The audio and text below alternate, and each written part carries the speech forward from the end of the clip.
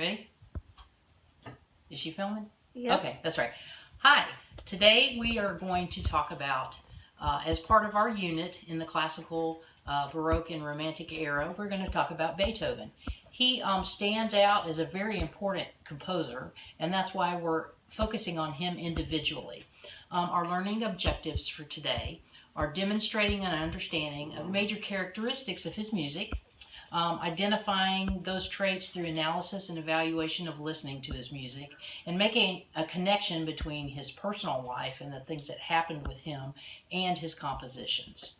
The standards that we're using for these learning objectives are Standard 7 for music standards evaluation, and also Standard 9, historical and cultural relationships, being able to distinguish characteristics and identify primary composers. And Beethoven is one of those primary composers. So he was known as a child of the classics, but also a founding father of the Romantics.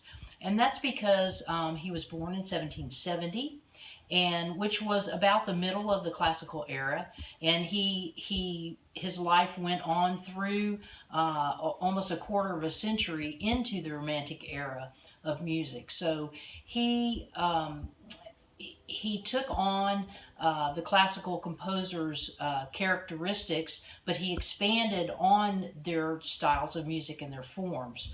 And then he also led the way for the Romantic composers through his styles of music. Some of the fundamentals, expression of personal feeling. There was a lot of personal expression in his music, which led right into the composers of the Romantic era. There were longer movements in his compositions. He reached unprecedented spiritual depth, and his orchestration instrumentation was increased. So the musical productivity of Beethoven was huge all the way up until he had a personal tragedy in 1802, and then also a personal tragedy in 1817. And I'm going to let you all discover some of that as part of our activity today.